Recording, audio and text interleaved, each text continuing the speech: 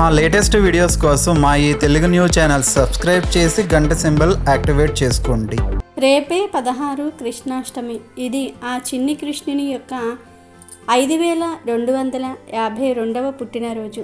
శ్రీకృష్ణుడు శ్రావణ బహుళ అష్టమి రోజు దేవకి వసుదేవులకు అష్టమి తిథి రోజు అష్టమ సంతానంగా జన్మించాడు. ఇది బుల్లి కృష్ణుడికి ఎంతో ఇష్టమైన రోజు కనుక ఈరోజు ఈ చెట్టును తాకితే చాలు కోట్ల వర్షం కురుస్తుంది, ఊహించని ధనయోగం కలుగుతుంది. నక్కతోక తొక్కినట్లుగా మీరు ఒకేసారి కోటీశ్వర్లుగా మారిపోతారు. మీ దరిద్రమంతా కూడా పోతుంది, మీ జాతకం మారిపోతుంది.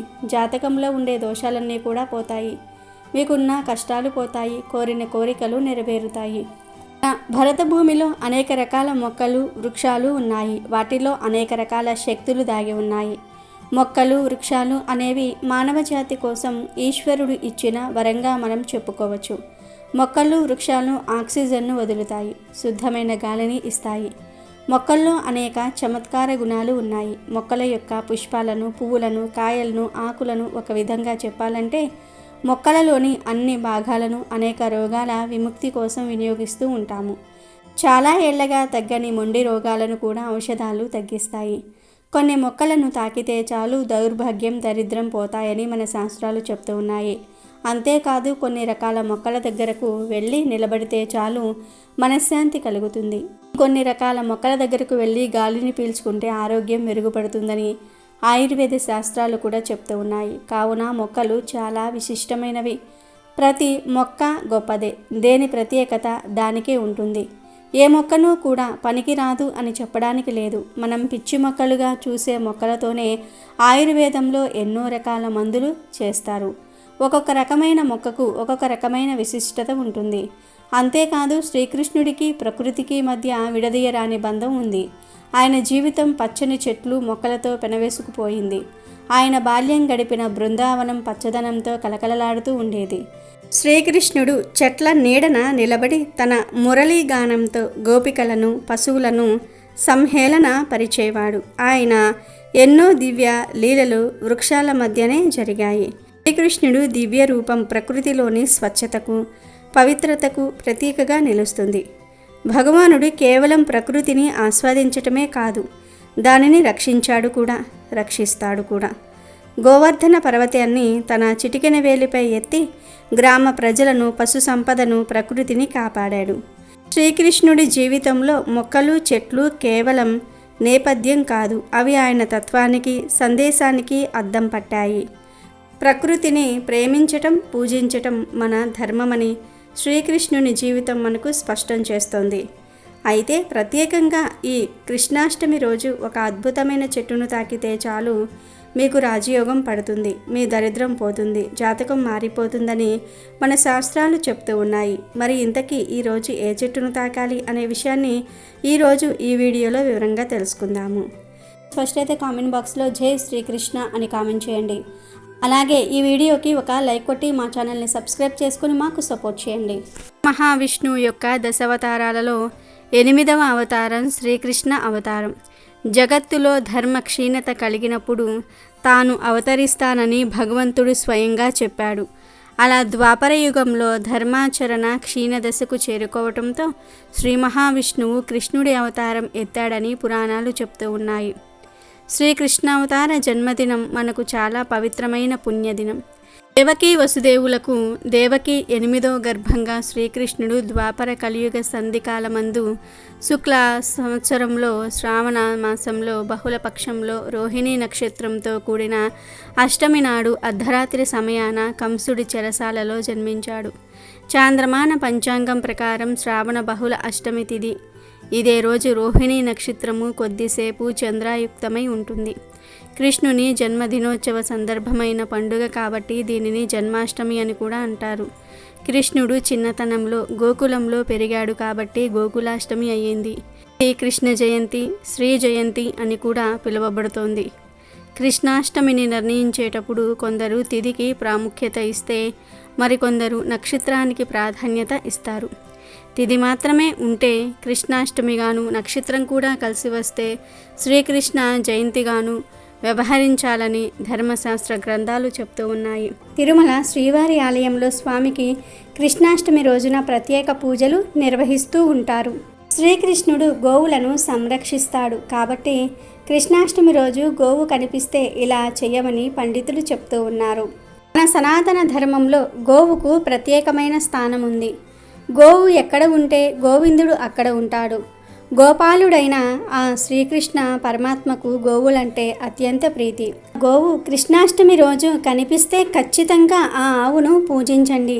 ఈరోజు ఏమి చేసినా చెయ్యకపోయినా గోవును పూజిస్తే చాలు, సకల ఐశ్వర్యాలు కలుగుతాయి. ఈరోజు గోవు కనిపిస్తే ఆ గోవుకు ఒక నమస్కారం చేసుకొని తోటకూర బెల్లము కలిపి తినిపించండి. అంటే తోటకూర ఆకులను తీసి దానితో బెల్లం తురుము కొంచెం కలిపి ఒక ప్లేట్లో వేసి తినిపించండి. ఇలా కృష్ణాష్టమి రోజు గోవుకు తోటకూర తినిపిస్తే కలిగే పుణ్యం అనంతమైనది. శ్రీకృష్ణ భగవానుని అనుగ్రహం త్వరగా కలుగుతుంది. సకల దేవతల ఆశీర్వాదం కలిగి సకల శుభాలు కలుగుతాయి. తరతరాలకు తరగని ఐశ్వర్యము అదృష్టము వరిస్తుంది. కనుక కృష్ణాష్టమి రోజు గోవు కనిపిస్తే అందరూ కూడా ఈ విధంగా చేసి శుభ ఫలితాలను పొందండి. ఇక ప్రత్యేకించి కృష్ణాష్టమి రోజున ఒక చెట్టును తాకితే చాలు రాజయోగం పడుతుంది, ఊహించిన ధనయోగం కలుగుతుందని శాస్త్రాలు చెప్తూ ఉన్నాయి. మరి ఆ చెట్టు ఏమిటి అంటే తులసి చెట్టు.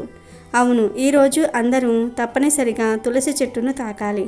ఎందుకంటే ఈరోజు తులసి చెట్టుకు విపరీత శక్తులు వస్తాయి గనుక ఈరోజు పగటిపూట ఏదో ఒక సమయంలో తులసి చెట్టు దగ్గరకు వెళ్ళి ఆ చెట్టుకు ముందు చెంబుతో నీటిని సమర్పించండి. ఆ తరువాత తులసి చెట్టు చుట్టూ 11 ప్రదక్షిణలు చేయండి. ఆ తర్వాత 11 సార్లు తులసి చెట్టును టచ్ చేయండి. తులసి ఆకుల వాసనను పీల్చండి. ఇలా తులసి మొక్కను తాకేటప్పుడు మీ మనసులో ఉన్న కోరికను చెప్పుకుంటే అతి త్వరలోనే ఆ కోరిక అనేది నెరవేరిపోతుంది. ఈరోజు మీరు పూజలు చేసే తులసి చెట్టును అయినా సరే టచ్ చేయవచ్చు. పూజలు చెయ్యని తులసి చెట్టును అయినా సరే టచ్ చేయవచ్చు. ఏ తులసి చెట్టును అయినా సరే టచ్ చేయవచ్చు. పీరియడ్స్లో ఉన్నవారు తప్ప మిగిలిన అందరూ కూడా ఇలా తులసి చెట్టును టచ్ చేయవచ్చు. ఇలా తులసి చెట్టును తాకిన తర్వాత ఒక 2 నిమిషాలు ఆ తులసి చెట్టు దగ్గరలోనే కూర్చోండి. అంటే తులసి ఆకుల స్మెల్ వచ్చేటట్టు దగ్గరలో కూర్చోవాలి, దూరంగా కూర్చోకూడదు. అలా తులసి చెట్టు దగ్గర కూర్చొని తులసి చెట్టు నుండి వచ్చే గాలిని ఆస్వాదించండి. ముఖ్యంగా ఈరోజు తులసి వనానికి వెళ్ళి ఆ వనంలో తులసి మొక్కను తాకి అక్కడ 2 నిమిషాలు కూర్చుంటే చాలా మంచిది. తులసి వనం లేకపోతే జస్ట్ ఇంటి దగ్గర పెంచుకునే తులసి చెట్టును తాకినా చాలు రాజయోగం పడుతుంది. మీ ఒంట్లోని రోగాలు నయమైపోతాయి, చక్కని ఆరోగ్యం కలుగుతుంది, మీ జాతకం మారిపోతుంది. ఈరోజు ఈ ప్రాసెస్ అంతా కూడా చేయలేని వారు జస్ట్ తులసి మొక్కను తాకినా చాలు, అందులోని అద్భుత శక్తులు మీ ఒంట్లోకి ప్రవేశించి దోషాలన్నీ కూడా పోతాయి, దరిద్రం వదిలిపోతుంది, రాజయోగం పడుతుంది, కోట్ల వర్షం కురుస్తుంది, మీ జాతకం మీ జీవితం కూడా మారిపోతుంది. మీ ఒంట్లోని నెగిటివ్ ఎనర్జీ, నెగిటివ్ శక్తులన్నీ కూడా తులసి లాగేసుకుంటుంది. పాజిటివ్ ఎనర్జీని, పాజిటివ్ శక్తిని ఇస్తుంది. ధన సమస్యలు పోయి ధనలాభం కలుగుతుంది. స్వయంగా శ్రీ మహాలక్ష్మి స్వరూపం తులసి. అందుకే శ్రీ మహావిష్ణువుకు తులసి అత్యంత ప్రీతిపాత్రమైనది. మన సనాతన ధర్మంలో తులసిని ఎన్నో విధాలుగా స్తుతించారు. తులసి లేని ఇల్లు కళావిహీనం అని చెప్పారు. తులసి చెట్టు మనుషులను, ఇంటిని, వాతావరణాన్ని పవిత్రం చేస్తుంది, పుణ్యాన్ని ప్రసాదిస్తుంది, శారీరక మానసిక ఆరోగ్యాన్ని ఇస్తుంది. తులసి శ్రీకృష్ణుడికి అతి ప్రీతిపాత్రమైంది. కావున ఈ కృష్ణాష్టమి రోజు అందరూ తులసి చెట్టును తాకి శుభాలను పొందండి. ఇక ఈ శ్రీకృష్ణ జన్మాష్టమి రోజు కొన్ని తప్పు పనులు అస్సలు చేయకూడదు. కాదని చేస్తే కష్టాలు వస్తాయని, లక్ష్మి దూరమవుతుందని శాస్త్రం చెప్తోంది. మరి ఆ పనులలో మొట్టమొదటి పని ఏమిటి అంటే ఈరోజు చిన్నపిల్లలందరిలో శ్రీకృష్ణుణ్ణి చూడాలి. ఈరోజు చిన్నపిల్లలు అల్లరి చేసిన వారిని తిట్టటము, కొట్టటము వంటి పనులు అస్సలు చేయకూడదు. చిన్న పిల్లలపై కోప్పడకూడదు. పెద్ద పిల్లలకు డబ్బులు కానీ, చాక్లెట్లు కానీ, బట్టలు కానీ ఇస్తే చాలా మంచిది. అలాగే ఈ కృష్ణాష్టమి రోజు నెలసరిలో ఉన్న ఆడవారు ఎట్టి పరిస్థితుల్లోనూ పూజ చేయకూడదు. అదని పూజా కార్యక్రమాలలో పాల్గొంటే కష్టాలు ఎదురవుతాయి. ఇక ఈ కృష్ణాష్టమి రోజు కృష్ణుడికి ఎంతో ఇష్టమైన గోవులను కొట్టిన, హింసించిన తరతరాలకు తరగని దరిద్రం చుట్టుకుంటుంది. ఇంటికి అస్సలు మంచిది కాదు. శ్రీకృష్ణ జన్మాష్టమి రోజు భార్యాభర్తల సంగమం నిషేధం. అలాగే ఈరోజు ఎట్టి పరిస్థితుల్లోనూ మద్యము, మాంసము జోలికి వెళ్ళకూడదు. ఈ కృష్ణాష్టమి రోజు తులసి ఆకులను ఆడవారు తుంచకూడదు, మగవారితోనే కొయ్యమని చెప్పాలి. ఈ తప్పు పనులను కృష్ణాష్టమి రోజు చేస్తే కృష్ణుడికి కోపం వస్తుంది, దరిద్రం పడుతుంది. కాదని చేస్తే ఇంటికి అస్సలు మంచిది కాదు. ఇంట్లో వారందరికీ కష్టాలు ఎదురవుతాయి, అరిష్టం చుట్టుకుంటుంది, తరతరాల వరకు వదలని దరిద్రం ఎదురవుతుందని పండితులు చెప్తూ ఉన్నారు.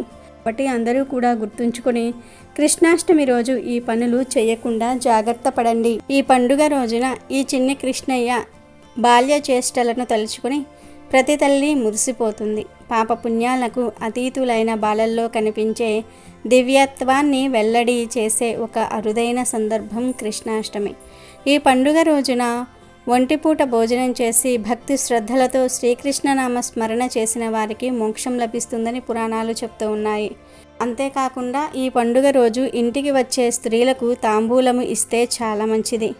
తాంబూలంతో పాటు శ్రీకృష్ణ నిత్య పూజా పుస్తకాలను అందజేస్తే సకల సిద్ధులు సిద్ధిస్తాయని ప్రతి ఒక్కరూ భక్తి శ్రద్ధలతో శ్రీకృష్ణ జయంతి వ్రతంగా ఆచరిస్తే గోదానం చేసిన ఫలితం, ఇంకా కురుక్షేత్రంలో సువర్ణదానం చేసిన ఫలితం దక్కుతుందని బ్రహ్మాండ పురాణం చెప్తోంది. శ్రీకృష్ణాష్టమి రోజున కృష్ణుడి ఇంటికి వస్తున్నట్లుగా చిన్ని కృష్ణుని పాదాలు చిత్రిస్తారు.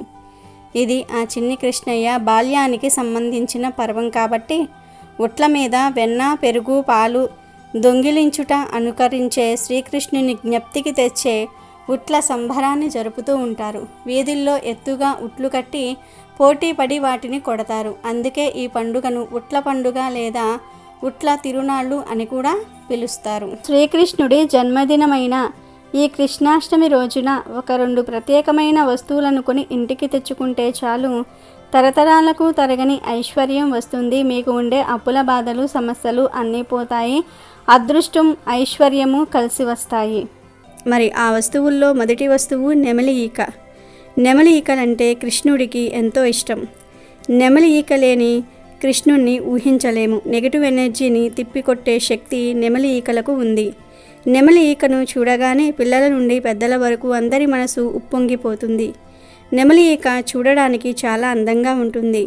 కానీ ముఖ్య విషయం ఏమిటంటే నెమలి ఈకలను నెమలి నుండి పీకి తీసుకురాకూడదు. నెమలి నుండి ఊడి పడిపోయినవి మాత్రమే తెచ్చి ఇంట్లో పెట్టుకోవాలి. ఇప్పుడు చాలా వరకు బయట నెమలి ఈకలను అమ్ముతూ ఉన్నారు. ఆ నెమలి ఈకలను ఈ కృష్ణాష్టమి రోజు తెచ్చుకొని మీ ఇంట్లో ఉత్తరం గోడకు తగిలించి పెట్టండి. కృష్ణుడి అనుగ్రహంతో మీకు తరతరాలకు తరగని ఐశ్వర్యం వస్తుంది. ఇక రెండవది ఏమిటి అంటే వెన్న. అవును, కృష్ణాష్టమి రోజు స్వచ్ఛమైన వెన్నను బయట నుండి కొని తెచ్చుకున్నా లేదా ఇంటిలోనే తయారు చేసుకున్నా చాలా మంచి జరుగుతుంది. ఎందుకంటే వెన్న అంటే లక్ష్మీదేవికి చాలా ఇష్టం. కృష్ణుడు వెన్నను ఎప్పుడూ దొంగతనం చేస్తూ ఉండేవాడు. కృష్ణాష్టమి రోజు ఎవరైతే వెన్నను ఇంటికి తెచ్చుకుని ఆ వెన్నను శ్రీకృష్ణుడికి నివేదన చేస్తే తిండికి, బట్టకు, ధనానికి లోటు రాదు. పాల నుండి పెరుగు వస్తుంది. ఆ పెరుగు 2-3 రోజుల్లే నిల్వ ఉంటుంది. పెరుగు నుండి వెన్న వస్తుంది. ఆ వెన్న 10 నుండి 15 రోజులు నిల్వ ఉంటుంది. కానీ ఆ వెన్నను కాచి నెయ్యి చేస్తే సంవత్సరాల పాటు నిల్వ ఉంటుంది. 3 గంటల్లో పాడైపోయే పాల నుండి ఏళ్ల తరబడి పాడు కాకుండా ఉండే నెయ్యి ఎలా దాగి ఉంటుందో ప్రతి మనిషిలో కూడా అలా కృష్ణతత్వం దాగి ఉంటుంది. దానిని వెలికి తీయాలి అనే సందేశాన్ని పాలు, పెరుగు, వెన్న, నెయ్యి అందిస్తాయి. ఇక కృష్ణాష్టమి రోజున కొని ఇంటికి తెచ్చుకోవలసిన 3వ వస్తువు ఏమిటి అంటే వేణువు లేదా పిల్లన గ్రోవి. శ్రీకృష్ణుణ్ణి పిల్లన గ్రోవి లేకుండా ఊహించలేము. పిల్లన గ్రోవి అనేది ఒక సంగీత వాయిద్యం. కృష్ణుడు ఎప్పుడూ కూడా ఈ పిల్లన గ్రోవిని వాయిస్తూ అందరినీ మైమరిపింపజేస్తూ ఉండేవాడు. సంగీతానికి రాళ్లను కూడా కరిగించే శక్తి ఉంది. ఈ పిల్లన గ్రోవి కూడా శ్రీకృష్ణుడికి చాలా ఇష్టం కనుక ఈరోజు పిల్లన గ్రోవి ఒకటి కొని తెచ్చి పూజ గదిలో ఒక రోజంతా ఉంచి మరునాడు ఎవరైనా సరే చిన్నపిల్లలకు గిఫ్ట్గా ఇస్తే చాలా మంచిది. ఇంకొక వస్తువు ఏమిటంటే తులసి మొక్క. ఈ కృష్ణాష్టమి రోజున చక్కగా ఒక తులసి మొక్కను తెచ్చి ఇంట్లో నాటుకుంటే చాలా మంచిది. ఎవరి ఇంట్లో అయితే అసలు తులసి మొక్క లేదో వారు ఈరోజు తులసి మొక్కను తెచ్చి కోటలో నాటుకోవచ్చు. కొంతమంది పూజ చేయడానికి కాకుండా కేవలం తులసి ఆకుల కోసం తులసి చెట్టు పెంచుదాం అనుకుంటారు. అంటే తులసి ఆకులను పూజల్లో వాడుకోవటం కోసం ప్రత్యేకంగా చెట్టును పెంచాలి అనుకుంటారు. అలాంటి వారు కూడా ఈరోజు తులసి చెట్టును తెచ్చి నాటుకోవచ్చు. ఇలా ఎవరైతే తులసి చెట్టును కృష్ణాష్టమి రోజు ఇంటికి తెచ్చుకుంటారో వారికి అష్టైశ్వర్యాలు లభిస్తాయి, కష్టాలన్నీ కూడా పోతాయి, చక్కటి యోగాలు కలుగుతాయి, మీ అప్పులు కూడా తీరిపోతాయి. అలాగే ఈ కృష్ణాష్టమి రోజు తప్పనిసరిగా తులసి ఆకులతో కానీ తులసి మాలతో కానీ కృష్ణుణ్ణి అర్చించండి. మీకు ఉండే కష్టాలన్నీ కూడా పోతాయి, రాజయోగం పడుతుంది. చివరిగా గోవు బొమ్మ. అవును, ఈ కృష్ణాష్టమి రోజు చక్కగా ఒక గోవు దూడ కలిసి ఉన్న బొమ్మను కానీ లేదా సింగిల్గా ఉన్న గోవు బొమ్మను కానీ కొని తెచ్చుకొని పూజా మందిరంలో కృష్ణుని ఫోటో దగ్గర పెడితే చాలా మంచి శుభ ఫలితాలు వస్తాయి. ఎందుకంటే గోవులంటే కృష్ణుడికి మహా ఇష్టం. కృష్ణుడు ఎప్పుడూ కూడా గోవులతోనే సమయాన్ని గడిపేవాడు.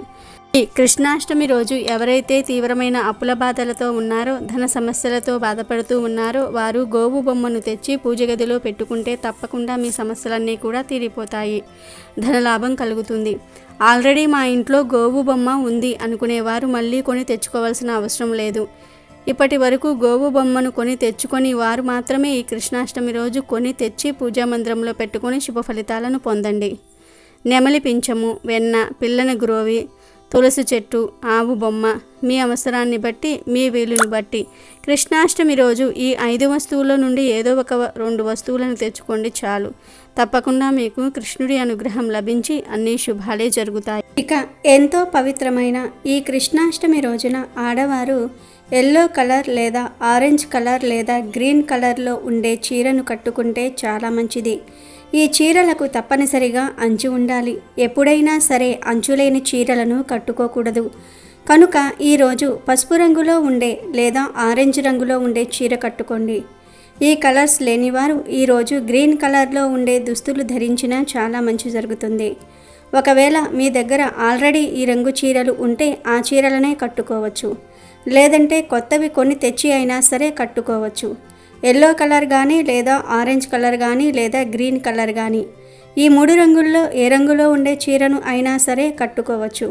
కానీ గుర్తుపెట్టుకోండి, ఈ చీరల మీద మళ్ళీ బ్లాక్ కలర్ డిజైన్స్ కానీ బ్లూ కలర్ డిజైన్స్ కానీ ఏమీ ఉండకూడదు. బ్లూ బ్లాక్ కలర్ మిక్స్ అవ్వకూడదు. ఎందుకంటే ఈరోజు పొరపాటున కూడా బ్లాక్ లేదా బ్లూ కలర్లో ఉండే దుస్తులు ధరించకూడదు. కనీసం ఈ కలర్ డిజైన్ కూడా ఉండకూడదు. కాదని ఈ కృష్ణాష్టమి రోజు బ్లాక్ లేదా బ్లూ కలర్లో ఉండే దుస్తులను ధరిస్తే సంవత్సరమంతా కూడా కష్టాలు అనుభవిస్తారు, కష్టాల పాలవుతారు, దుష్ట శక్తుల చేత పీడింపబడతారు, నెగిటివ్ ఎనర్జీ చేత పీడింపబడతారు. ఎందుకంటే బ్లాక్ మరియు బ్లూ ఈ 2 రంగులు మంచివి కావు గనుక కృష్ణాష్టమి రోజు ఈ 2 రంగుల్లో ఉండే దుస్తులు ధరించవద్దు. ఎల్లో, ఆరెంజ్, గ్రీన్ ఈ 3 రంగుల్లో ఉండే దుస్తులు ధరించటం చాలా మంచిది. చీరలనే కాదు, డ్రెస్సులు వేసుకునేవారు కూడా ఈ రంగుల్లో ఉండే దుస్తులు ధరిస్తే చాలా మంచిది. సుమంగళి యోగం కలుగుతుంది. 4 వైపుల నుండి ధనం దూసుకు వస్తుంది. కష్టాలు పోతాయి, సమస్యలు పోతాయి. మళ్ళీ కృష్ణాష్టమి వరకు ధనానికి లోటు రాదు, కష్టాలు రావు. ఆడవాళ్లే కాదు, పిల్లలు, పెద్దలు అందరూ కూడా ఈ దుస్తుల విషయంలో ఈ నియమాలు పాటిస్తే శుభాలు కలుగుతాయి.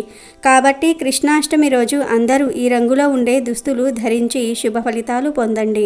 కృష్ణాష్టమి రోజు కృష్ణుడికి ఎంతో ఇష్టమైన ఈ ప్రసాదాన్ని మర్చిపోకుండా పెట్టాలి. ఈ ఒక్క ప్రసాదం 1000 పూజలతో సమానం. ఈ ప్రసాదం అంటే కృష్ణుడికి చాలా ఇష్టమని శాస్త్ర పండితులు కూడా చెప్తూ ఉన్నారు. కృష్ణాష్టమి రోజు చాలా రకాల పదార్థాలు నివేదన చేయవచ్చు. శాస్త్రంలో మొత్తం 32 నైవేద్యాల గురించి చెప్పారు. అన్ని నైవేద్యాలు అందరూ పెట్టలేరు. అన్ని నైవేద్యాలు పెట్టాల్సిన అవసరం కూడా లేదు. మీ ఓపికను బట్టి ఎన్ని నైవేద్యాలైనా సరే పెట్టుకోవచ్చు.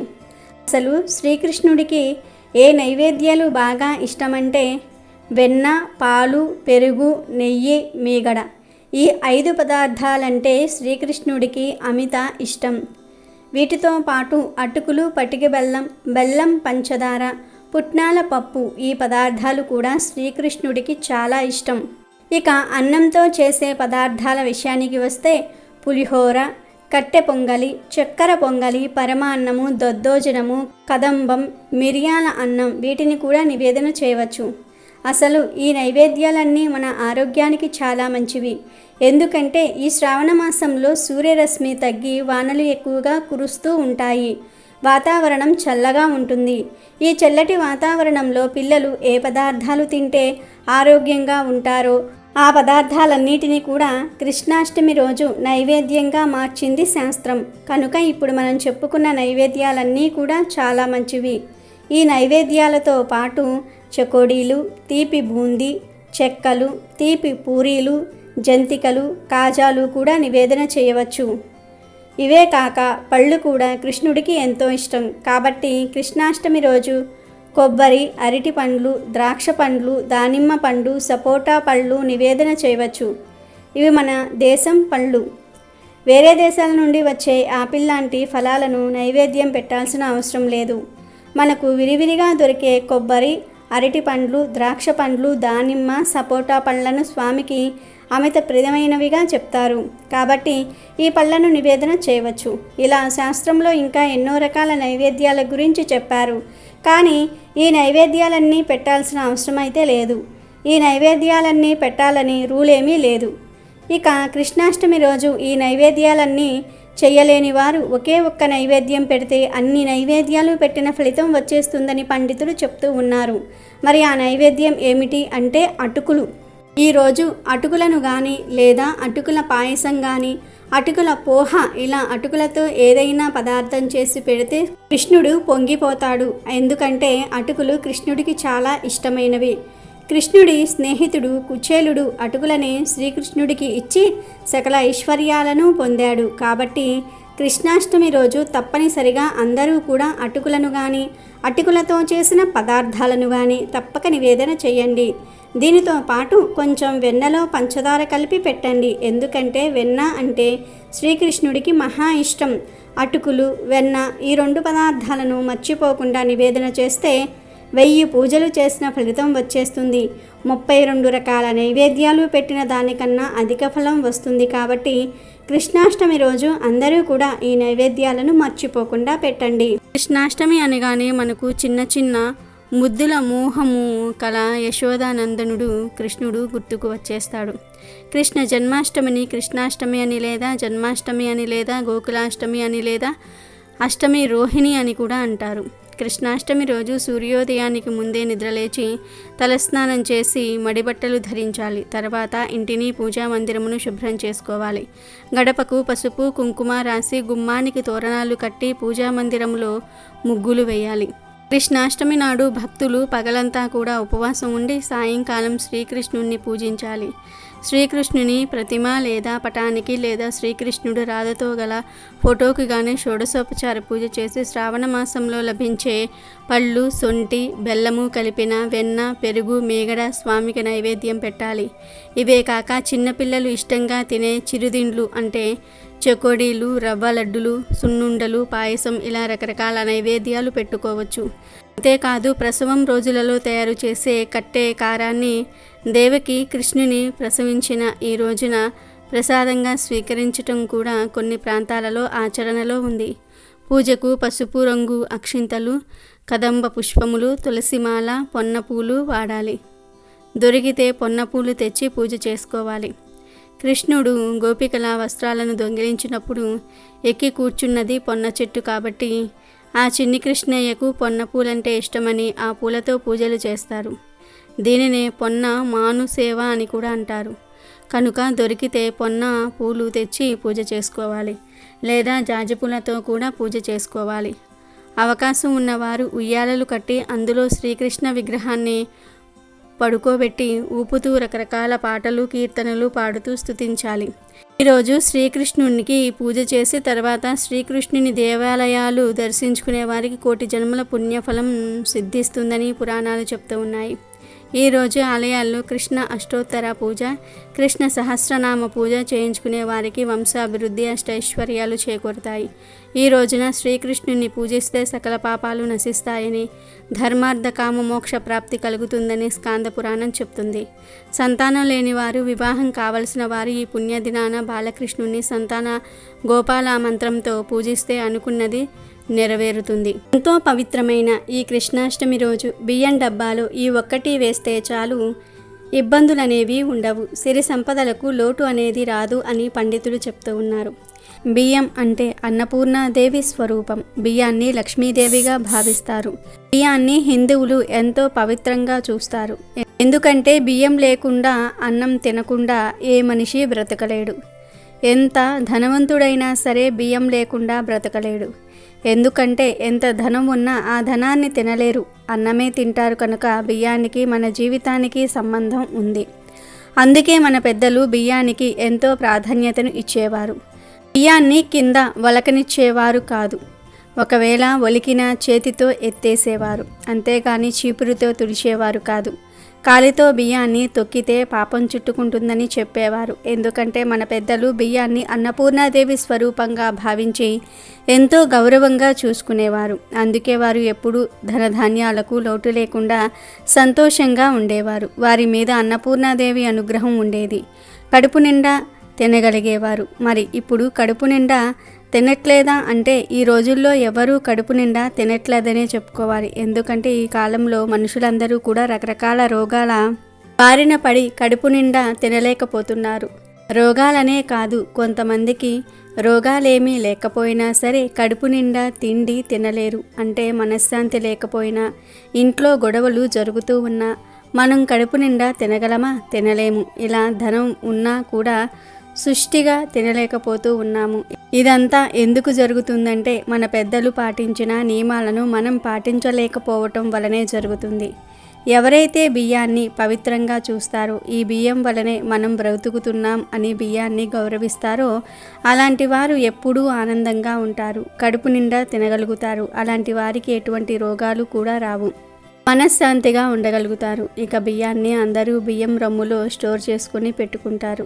ఎంతో పవిత్రమైన కృష్ణాష్టమి రోజున పగటిపూట చక్కగా ఒక పసుపు రంగు క్లాతును తీసుకొని ఆ క్లాతులో 3 పసుపు కొమ్ములు వేయండి. పసుపు కొమ్ములు చాలా పవిత్రమైనవి. పసుపు కొమ్ములు ధనాన్ని కూడా ఆకర్షిస్తాయి. కనుక పసుపు కొమ్ములు 3 వేయండి. మీ దగ్గర పసుపు కొమ్ములు లేకపోతే 1 స్పూన్ పసుపును వేయండి. ఆ తర్వాత 5 యాలకులను కూడా ఈ వస్త్రంలో వేయండి. యాలకులంటే లక్ష్మీదేవికి ఎంతో ఇష్టం. యాలకులకు మన ధన సమస్యలను తొలగించే శక్తి ఉంది. మన జీవితాన్ని అద్భుతంగా మార్చే శక్తి కూడా ఉంది. కనుక 5 యాలకులు వేయండి. ఆ తర్వాత 2 ఎండుమిరపకాయలు కూడా వేయండి. ఎండుమిరపకాయలు చాలా శక్తివంతమైనవి. ఎండుమిరపకాయలకు పరిహార శాస్త్రంలో ఎంతో ప్రాధాన్యతను ఇచ్చారు. ఎండుమిరపకాయలు నెగిటివ్ ఎనర్జీని, దుష్టశక్తులను తరిమి కొడుతూ ఉంటాయి. కనుక ముందు ఒక చిన్న పసుపు రంగు క్లాత్ను తీసుకొని దానిలో 3 పసుపు కొమ్ములు లేదా స్పూన్ పసుపు వేయండి. తర్వాత 5 యాలకులు వేయండి. చివరిలో 2 ఎండుమిరపకాయలు కూడా వేయండి. తర్వాత వీటన్నిటినీ కూడా కలిపి మూట కట్టండి. చిన్న మూట అవుతుంది కదా, ఆ మూటకు ధూపం చూపించండి. ఆ తర్వాత ఆ మూటను తీసుకుని వెళ్ళి బియ్యం డబ్బాలో పెట్టేయండి. అంటే బియ్యంలో చిన్న గొయ్యిలాగా తీసి ఈ మూటను లోపలికి తోసేయండి. ఇలా ఈ మూటను బియ్యం రొమ్ములో పెట్టే ముందు మీ కోరికను తప్పనిసరిగా చెప్పుకోవాలి. దేవుడా, నాకు ఈ సమస్య ఉంది, ధన సమస్య ఉంది, అప్పుల సమస్య ఉంది, కష్టాలు విపరీతంగా ఉన్నాయి, ఈ సమస్య పోవాలి, మా సంపాదన పెరగాలి, మేము కూడా అందరిలాగా వృద్ధిలోనికి రావాలి అని మనసారా సంకల్పం చెప్పుకొని ఆ తర్వాత ఈ మూటను బియ్యం డబ్బాలో పెట్టండి. కృష్ణాష్టమి రోజు ఇలా ఈ చిన్న పరిహారం చేయటం వలన మీకు ఉండే అన్ని రకాల కష్టాలు తొలగిపోతాయి. 4 వైపుల నుండి ధనం దూసుకు వస్తుంది. ఇలా పెట్టిన మూటను మళ్ళీ ఎప్పుడు తీయాలంటే 2 నెలల తర్వాత తీయాలి. తీసి దానిలోని మూటను డైరెక్ట్గా తీసుకుని వెళ్ళి పారే నీటిలో పడవేయాలి. ఈ 2 నెలల్లోనే ఖచ్చితంగా మీ సమస్యలు తీరిపోతాయి.